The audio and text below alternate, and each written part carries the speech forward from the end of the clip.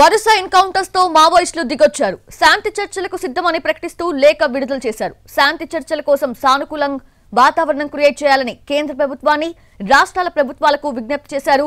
శాంతి చర్చలకు సిద్ధమని ప్రకటించిన మావోయిస్ట్ అగ్రనేతలు ఛత్తీస్గఢ్, ఒడిశా, జార్ఖండ్, మధ్యప్రదేశ్, తెలంగాణలో హత్యాకాండలను ఆపాలని లేఖలో కోరారు. కేంద్ర రాష్ట్ర ప్రభుత్వాలు శాంతి చర్చలకు ప్రతిపాదిస్తే కాల్పుల విరమణ ప్రకటిస్తామని స్పష్టం చేశారు. మావోయిస్టు కేంద్ర కమిటీ అధికార ప్రతినిధి అభయ్ పేరు మీద ఈ లేఖ రిలీజ్ అయింది.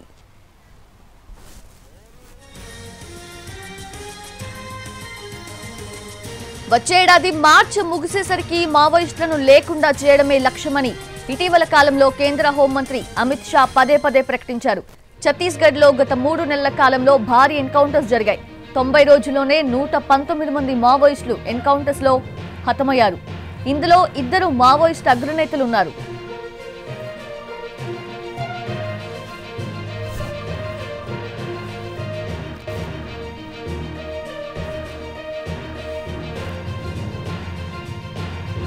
చూస్తున్నాం, వరుస ఎన్కౌంటర్లతో మావోయిస్టులు దిగొచ్చారు. శాంతి చర్చలకు సిద్ధమంటూ ఒక లేఖను సైతం అభయ్ పేరు మీద రిలీజ్ చేశారు.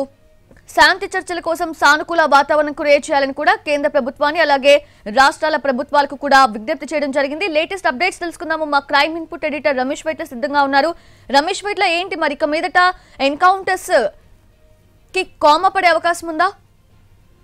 అయితే ఆపరేషన్ కగార్ పేరుతోటి మొత్తం 6 రాష్ట్రాల్లో కేంద్ర ప్రభుత్వం కేంద్ర బలగాలతో కలిపి ఆపరేషన్ కగార్ నిర్వహిస్తుంది. ఈ నేపథ్యంలో పెద్ద ఎత్తున మావోయిస్టులకు అటు భద్రతా బలగాలు జరుగుతున్న కాల్పుల సందర్భంగా దాదాపుగా చాలామంది, అంటే ఇప్పటివరకు మావోయిస్టు ప్రకటించిన విధంగా 15 నెలల కాలంలో 400 మంది మావోయిస్టు చనిపోయారని చెప్తున్నారు. అయితే ఈ సంవత్సరం ఈ 3 నెలల కాలంలోనే జనవరి నుంచి ఇప్పటివరకు మార్చి ఎండింగ్ వరకు 119 మంది మావోయిస్టు చనిపోయారు. ఇందులో 2 అగ్రనేతలు కూడా చనిపోవడం జరిగింది. అయితే దీనికి సంబంధించి ప్రస్తుత పరిస్థితులు పూర్తిగా విరుద్ధంగా ఉండే, అందుకే ప్రస్తుత పరిస్థితి నేపథ్యంలో తాము పూర్తిగా చర్చలకు సిద్ధంగా ఉన్నామని కూడా మావోయిస్టు పార్టీ ప్రకటించింది. ఇందుకు సంబంధించి ప్రతిపాదనను కేంద్ర రాష్ట్ర ప్రభుత్వాల ముందుకు తీసుకురావడం జరిగింది.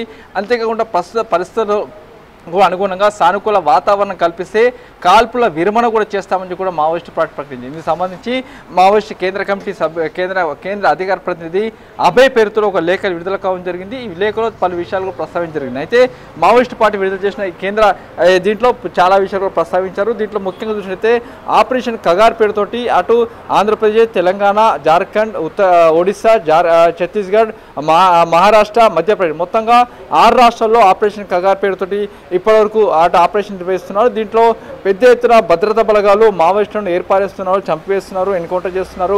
ఈ నేపథ్యంలో 15 నెలల కాలంలో దాదాపు 400 మంది మావోయిస్టులు చనిపోవడం జరిగింది.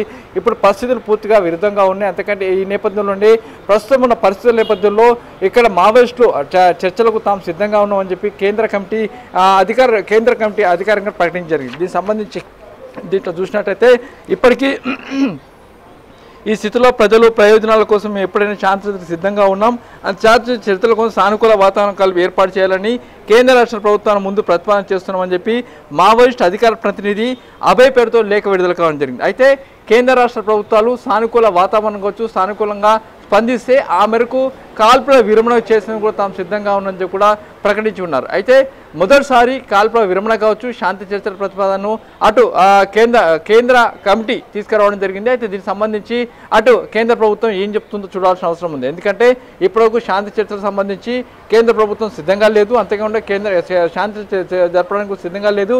మీరు పూర్తిగా లొంగిపోండి, మీరు పూర్తిగా బయటికి జనజీవనంలోకి రావని చెప్పి కేంద్ర ప్రభుత్వం ప్రకటిస్తుంది. ఎందుకంటే ఇప్పటికీ దీంట్లో ఎక్కడ కూడా అంటే శాంతి చర్చలకు సంబంధించి కేంద్ర ప్రభుత్వం చేయాలని ప్రతిపాదన రాకపోయినప్పటికీ ఇటు మేధావులు కావచ్చు, లేకపోతే ప్రజా సంఘాలు కావచ్చు, హైదరాబాద్లో ఒక సమావేశం నిర్వహించారు. ఆ సమావేశం నిర్వహించి కేంద్ర ప్రభుత్వం వెంటనే మావోయిస్టులతో చర్చలు జరపాలని చెప్పి ఒక ప్రతిపాదనను పంపడం జరిగింది. ఆ ప్రతిపాదనకు సంబంధించి మావోయిస్టులు స్పందిస్తూ ఈ మేరకు ఒక లేఖ విడుదల చేశారు.